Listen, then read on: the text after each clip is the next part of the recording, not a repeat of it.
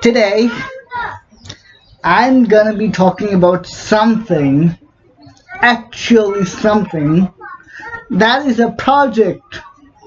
It's not completed yet, it's not successful yet, but we can make it successful. What kind of people do we need for making that successful? We need people with the mind, the soul, the heart that accepts the thing which are not a fact can be made a fact. We need those kind of people. And what is the project really about? Bomb. Was that a fucking bomb? Let me pause the video, I'm scared. Was that a fucking bomb? Oh, there was a fucking tire. Nothing to worry about it. But I just really got shocked, you know. Okay, anyway, let's talk about our project. The project. So when I was about 16 or 17 years old, I realized when there was a situation where I had nothing, no physical materials, I was just a teenager, and you might, I live in a third world country, and there are not so much materialistic things that we can find just like this to make whatever I want. And to let you know, I'm outside of the box thinker, and just believe it or not, when I was 16 or 17, when I was having a lack of materialistic things to conduct my project, I started looking at theory, the significance of theory. Before that, I was a very practical guy. Someone said like that. So I would tell people. I used to say people that we should be practical. We should be practical, no matter what. We should be practical at this thing. We should be practical at this thing. When it comes to education, when I was younger than that time, when I realized what is the significance of theory, I used to say like that, but I got a different path, and in the different path, I started overlooking things. I started looking things deeply and deeply and deeply. The kids are making noises, so I have to speak a little bit hard. But it's really about I'm overacting. Okay, so let's talk about it. So I started looking at the theoretical part of life. I started looking the theoretical part of life. Like, first of all, I had no idea of what I was doing because I was doing something impractical. I was deep thinking because I had no choice of materialistic goods. So I started uh, watching my situations and watching how things work. What is the logic that all these things are behaving in such a way? Like, the air comes. That's the nature of Earth. The air comes and the leaf moves. Why is that? Like, what is the program? Like, where are all these programs coming from? Partially, I was sensing that. I was questioning that, and I found out that theoretical things has significance, and that's when I thought I was growing on what I was doing. I still don't have anything, any materials to conduct my experience experiment with, but I think when I get these things, when I will get these things like materialistic things, I will be damn successful, okay? Because I have made all these things super concrete. I have a step-by-step idea of how to do it.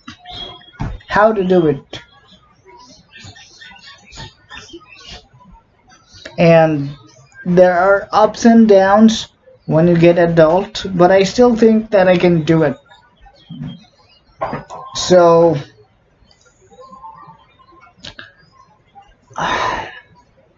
I mean, I don't know, like unless I get to some practical, um, practical activity, I haven't been involved in my real practical ability.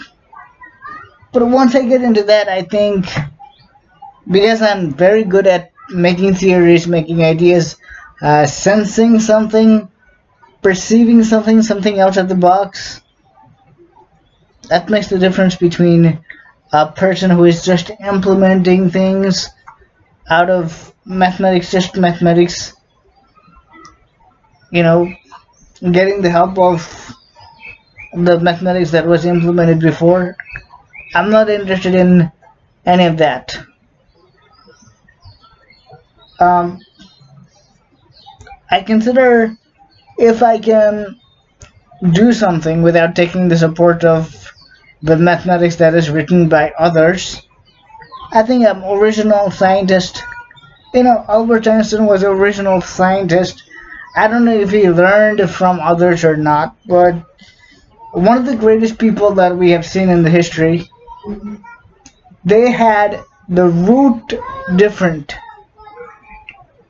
It was like they were from different root. Root, the root meaning not the path root, but I'm talking about the leaf, the plant root, okay? Root, okay? The root, the innermost thing. Innermost thing.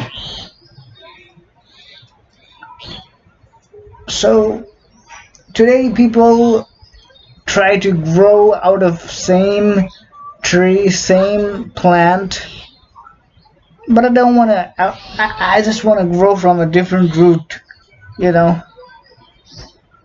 And that's what it is. People call it divergent thinking. People call it whatever else. After that idea being successful, but my project is to learn the alchemy. Nobody talks about that. Like the real alchemy, making fire in your hand. I know that it's very hard. It almost seems like it's impossible to manifest fire just by doing this with your hand. People can only do that with visual effects. But I really think about these things even though I know that it's very hard to do. And I'm so insanely good at theoretical thinking, That's my experience. It all happened because of experience. That's it. That's experience. Theoretical things show you, now that I'm so much good at spirituality and theoretical thinking, I can see something, a possibility, even if I look in this comb, right? Comb. As you can see here, there's a little bit of space, and even if I see through that, any random thing I can make ideas out of it. So you can imagine how good I became by thinking theoretically. Thinking theoretically is an inward process instead of outward process. So that's why I'm really good at scientific thinking, critical thinking, outside of the box thinking, perceptual thinking, sensual thinking, whatever, that they are all the same. And I mean, the sensual and perceptual, they are same, I guess. So yeah, that's how I became. That's how I became. That's how I became good at those things. Yeah, that's it for today, and I hope that I made you understand about something about theoretical things, the significance. It teaches you from inside, and outside and inside are completely different things that people often not understand. They don't understand because it's a completely different thing. It's like black and white. Looking from the black perspective versus white perspective, they are completely different. You may not realize it, but they are a completely different thing, and this is what people cannot sense. I know it's not a materialistic thing. This is not something that people would be interested in, but this is something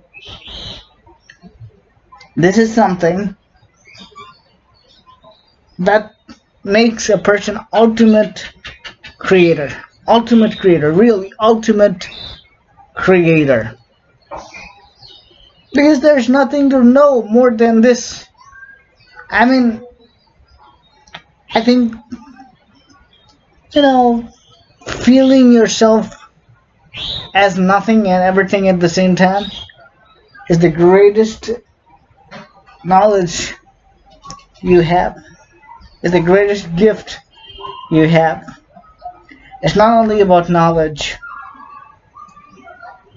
Can you accept that you are saying you are everything, you are the whole entire universe, and you are nothing?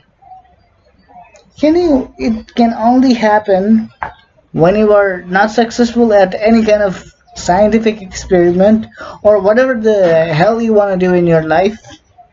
Well, in my life, I want to do everything because I think a scientist is not a profession, it's an art.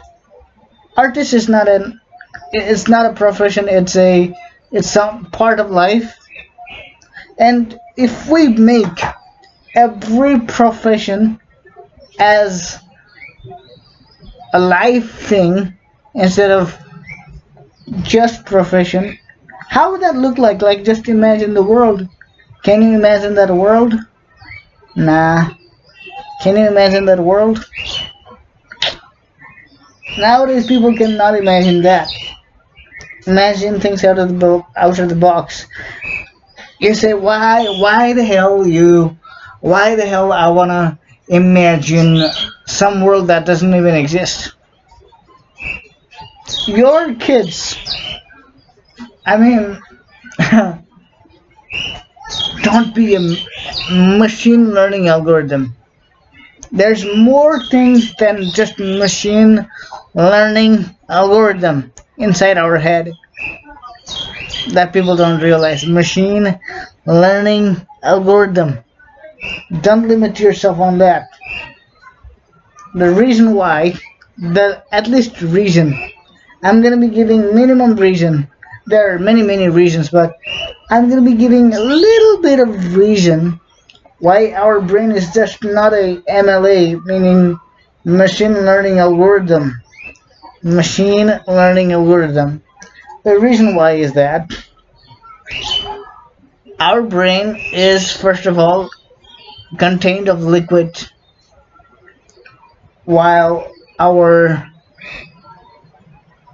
AI's brain is not connected to the liquid.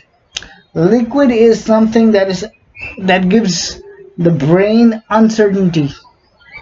right? Without liquid, there are many kinds of liquid having many kinds of quality. Water has a different quality. Water mixed with something else has a different quality. So many things have different qualities. All liquids have different qualities. There are many kinds of liquid. So that nourishes the brain, and people, first of all, they started uh, focusing on building AI with just physics, just those, uh, what do I say, concrete, iron, copper, whatever the stuff that is. Is there any robot? Is there any robot where there is liquid, inside the head? Like you may have seen Sophia robot. One thing that I would like to know about Sophia robot is does that robot have some kind of liquid in its head? If that robot has liquid in its head, it's super intelligent robot. But if there's no liquid implemented in that robot, not as hell as intelligent as that. That's what you have to understand. Okay, this is a really long video, so I would like to close it.